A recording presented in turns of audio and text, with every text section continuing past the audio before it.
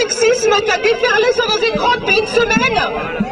Il y a eu beaucoup de réactions de journalistes ou de dirigeants politiques français qui ont minimisé.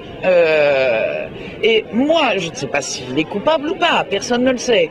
Mais nous n'avons pas à minimiser systématiquement parce que c'est un homme de pouvoir. C'est surtout le rôle des médias et tout ce qui se véhicule. Et puis les politiques, il n'y a pas mort d'homme, ça n'est jamais qu'un troussage domestique. Enfin, c'est absolument insupportable. Il est particulièrement choquant que les notables de la classe politique se soient tous serrés les coudes et fait tous bloc pour le défendre en disant c'est quelqu'un de très bien, donc il ne peut pas être coupable. Donc à contrario, ça veut dire une petite frappe de banlieue, elle est forcément présumée coupable. Et je pense que cette façon de dénoncer les abus qu'un puissant puisse avoir sur une fille qui au fond ne représente pas grand-chose aux yeux de ses puissants, c'est quelque chose de tout à fait nouveau. Et ce qui est assez intéressant, c'est qu'à chaque fois que les hommes parlaient pour des journalistes, etc., ou des amis politiques, pour dire mais je ne comprends pas, je le connais très bien, c'est quelqu'un d'homme charmant, etc. Seulement ce qu'ils oubliaient, c'est que c'était des hommes eux-mêmes. Et quand un homme a une relation avec un type comme lui, qui en demeurant certainement charmant avec forcément ils oublient qu'eux-mêmes ils n'ont pas de seins, ils n'ont pas des fesses, ils sont pas des femmes, et qu'il peut tout à fait avoir un comportement tout à fait sympathique avec un homme, mais déjà moins sympathique avec une femme. Les lois, elles existent, c'est pas les lois qu'on réclame aujourd'hui, c'est un changement dans les mentalités. Et le changement dans les mentalités, ça passe par une action qui se fait au plus haut niveau de l'État. Parce que nous ont montré les politiques, les philosophes, les intellectuels cette dernière semaine, c'est tout l'inverse. Donc ce qu'on demande à ces gens-là aujourd'hui, c'est de montrer l'exemple. Et entre nous, une femme qui va dépenser une fortune pour que son mari soit libéré, parce que c'est un pervers sexuel, excusez-moi, je ne connais pas beaucoup d'hommes dont la femme nymphomane serait libérée de prison parce que le mari aurait payé. Alors... On a vu des femmes amoureuses soulever des montagnes pour leurs hommes et réciproquement.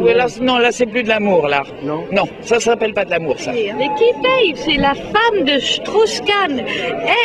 C'est elle qui paye. Et c'est encore une femme qui paye. Si cette histoire s'était passée en France, on aurait commencé par soupçonner la femme violée avant de mettre en prison le supposé. On ne sait pas, hein, on ne sait pas.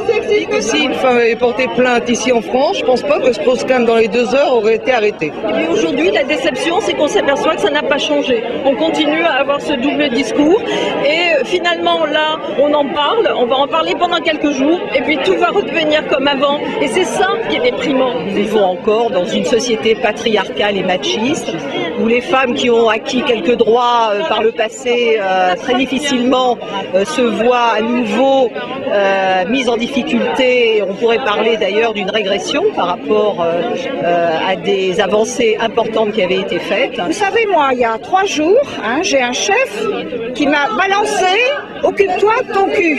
Il m'a insulté en me parlant de mon cul. Je n'accepte pas.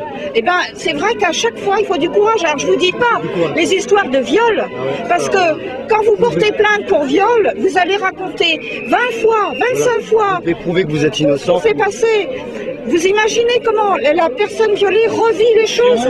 Moi-même, j'ai été victime de tentatives de viol quand j'étais beaucoup plus jeune et au lieu d'être soutenu, les gens qui étaient dans mon entourage m'ont dit « mais tu l'avais bien cherché ». Non, je ne l'ai pas cherché du tout.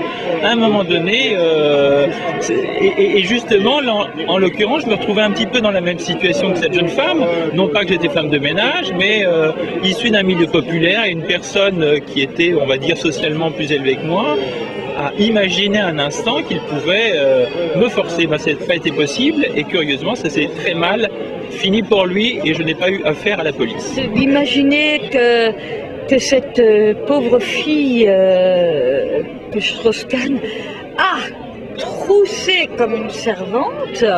Vous voyez, le droit de cuissage, enfin ça date du Moyen-Âge, mais il a fait ça de cette manière-là. C'est pas tout blanc, tout noir. Je pense qu'il y a aussi des mères qui, je sais pas comment elles élèvent leurs gamins, quoi. Mais je pense que les femmes, elles sont certainement, il faut peut-être faire sauver un coup pas responsable parce que c'est elles qui élèvent les garçons. les mères. Et qu'est-ce qui se passe? Il y a quand même des questions qu'il faut se poser sur qu'est-ce qui se passe au niveau de l'éducation de ces petits garçons quand même. Ce qui est nouveau chez toi, c'est que tu es blonde maintenant en fait. Oui, mais c'est le soleil est mon coloriste, voilà. Est-ce que ça se sent agressé quand je dis ça, j'allais dire dans ta féminité ou De ta part, pas du tout, parce que je sais que c'est de l'humour. Effectivement, les hommes sont pas nombreux, non? Non, mais par contre, si j'avais eu le temps de me préparer, j'aurais mis quelque chose sous ma chemise pour être enceint. Parce qu'il y a des femmes à barbe, et je trouve que des hommes enceints, ça aurait été mieux. Qu'est-ce que vous pensez de cet homme-là qui s'est mis un... Est-ce que peut... Solidarité, d'une certaine manière. Oui, pourquoi pas. Rire là, aujourd'hui? Il faut rire. La bataille politique, elle utilise y compris l'humour. Mais c'était pas de l'humour ce qu'ont dit les autres. C'est pour ça qu'il faut se mobiliser.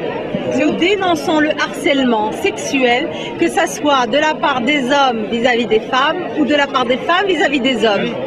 Il y a 3 femmes qui m'ont mis des mains aux fesses pendant que je faisais des interviews. Ouais, vous mentez. Alors vous en profitez parce que bien souvent ce sont les hommes qui font ça, là vous vous vengez parce que vous êtes en majorité, c'est ça? Là je me suis fait harceler par un groupe de femmes, j'ai failli être violé. Est-ce que je dois porter plainte ou pas selon toi? Est-ce que tu dois porter plainte? Bah ouais, pendant que je faisais... Plaisanter avec ça, c'est pas drôle, je vous l'ai déjà dit tout à l'heure. Il faut arrêter. Il faut prendre en compte aussi qu'il y a des hommes qui sont... Et il y a des hommes qui se font violer par d'autres hommes aussi. Hein. Bon, bien sûr que les hommes ont du mal à accepter une partie féminine si le féminin n'est pas valorisé dans une société. Pourquoi je suis là, c'est la violence faite aux femmes. C'est le viol, ça c'est insupportable. Il y a des hommes qui sont violentés, vous ne saviez pas ça. Il y a des hommes qui sont manipulés. Il y a des hommes battus. Les hommes battus aussi, qui existent, mais c'est vrai que le machisme et le sexisme, c'est la dominante. C'est qu'il y aura un après, en tout cas dans les consciences, ça risque de changer un peu les comportements aujourd'hui. Le monde qu'il y a aujourd'hui, il y a même des hommes, vous voyez. Donc, il n'y en a pas beaucoup. Il n'y en a pas beaucoup, mais il y en a quand même. Que je pense que le sexisme est bien ancré encore dans la société française. Et ce qui s'est passé avec l'affaire Strauss-Kahn, c'est effectivement que des gens qui n'osaient pas dire de telles choses ont commencé, on avait l'impression de revenir des dizaines d'années en arrière. Donc maintenant, j'espère que ça va bouger. Moi, je dis aux machistes, taisez-vous, maintenant c'est le tour des féministes. Merci.